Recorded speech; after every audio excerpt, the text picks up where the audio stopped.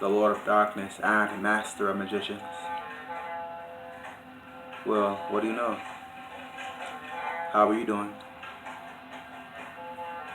I have in my hand a rather tarnished copy of Simon's translation of the Necronomicon. If you're aware of this book, you know it's a small, tiny black book. The Book of the Black Earth is what it says on the back of the book. Arise, great gods, and hear my wailing. Obtain justice, take notice of my ways. No. Anyways, I will continue helping you decipher this text, the Necronomicon. And today, I would like to discuss the Magan text. The first portion of the Magan text I will help you decipher if you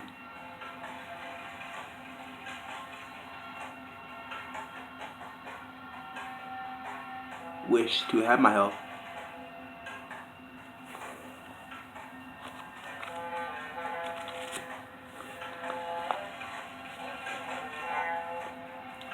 So if you have your book, please turn to page 154 and follow along as I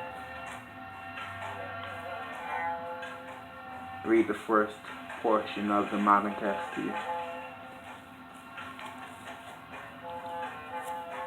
And I will be pausing and I will be explaining the content within the first portion of the Magan text. So if you're on page 154, we can begin. Hearken and remember. In the name of Anu, remember. In the name of Enlil, remember. In the name of Enki, remember. When on high the heavens had not been named, the earth had not been named and not existed, but the seas of Apsu, the Ancient One, and Mumu Tiamat, the Ancient One, who bore them all, their waters as one water.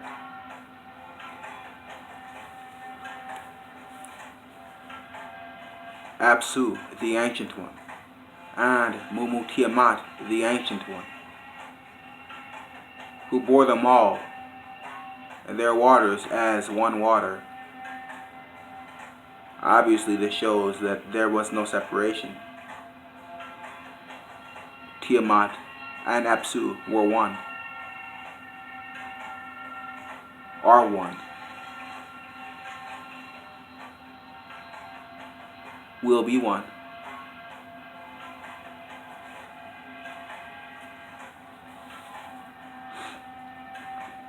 At this time, before the elder gods had been brought forth, uncalled by name, their destinies unknown and undetermined, then it was that the gods were formed within the Ancient Ones.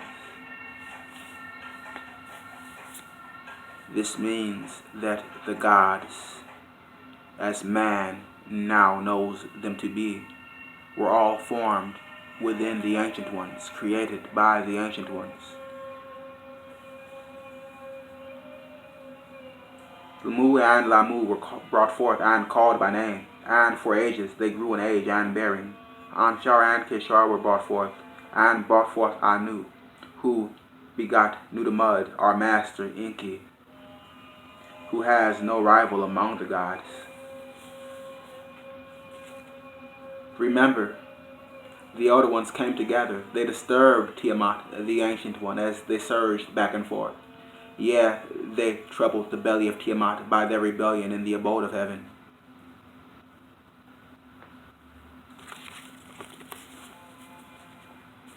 So it was clearly being defined as the enemy, who has clearly been identified as the enemy.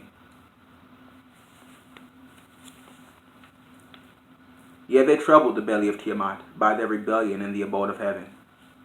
Apsu could not lessen their clamor. Tiamat was speechless at their ways. Their doings were loathsome unto the Ancient Ones.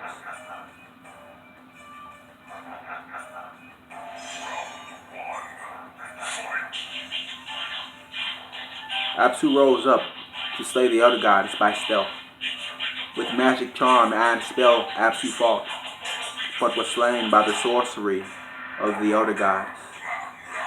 And it was their first victory. His body was lain in an empty space, in a crevice of the heavens. He was slain, but his blood cried out to the abode of heaven. Tiamat, enraged, filled with an evil motion, said, "Let us make monsters, that they may go out and do battle against the sons of iniquity, the murderous offspring who have destroyed a god."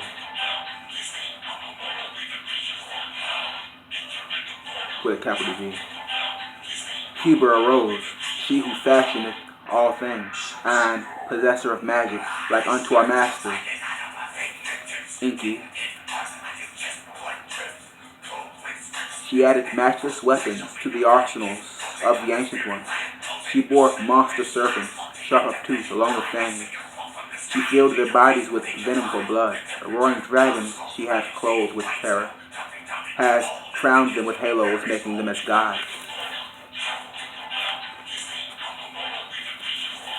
So that he who beholds them shall perish, and that with their bodies reared up, none might turn them back. She summoned the viper, the dragon, and the winged bull, the great lion, the masked dog, and the scorpion man, bearing weapons that spare not, fearless in battle, charmed with the spells of ancient sorcery. With all 11 of this kind she brought forth, with Kingu as leader of the minions.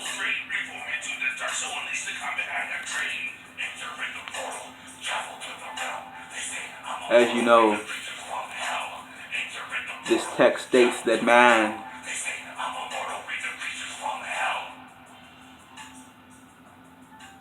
was created by the blood of Kingu. Remember, Enki, our master, fearing defeat, summoned his son Marduk, or Marduk. Marduk summoned his son, the son of magic, told him the secret name, the secret number, the secret shape, whereby he might do battle with the ancient horde and be victorious. Marduk Kurios, brightest star among the stars, strongest god among the gods, son of magic and the sword, child of wisdom and the word, knower of the secret name, knower of the secret number, knower of the secret shape. He armed himself with the disc of power. In chariots of fire he went forth. With a shouting voice he called the spell. With a blazing flame he filled his body. Dragons, vipers, all fell down. Lions, horsemen, all were slain. The mighty creatures of Heber were slain. The spells, the charms, the sorcery were broken. Naught but Tiamat remained. The great serpent, the enormous worm, the snake with iron teeth, the snake with sharpened claw, the snake with eyes of death. She lunged at Marduk with a roar, with a curse she lunged. Marduk struck with the disc of power, blinded Tiamat's eyes of death. The monster heaved and raised its back, struck forth in all directions, spitting ancient words of power, screamed the ancient incantations. Marduk struck again and blew an evil wind into her body. Again, who is clearly being defined as evil, who is clearly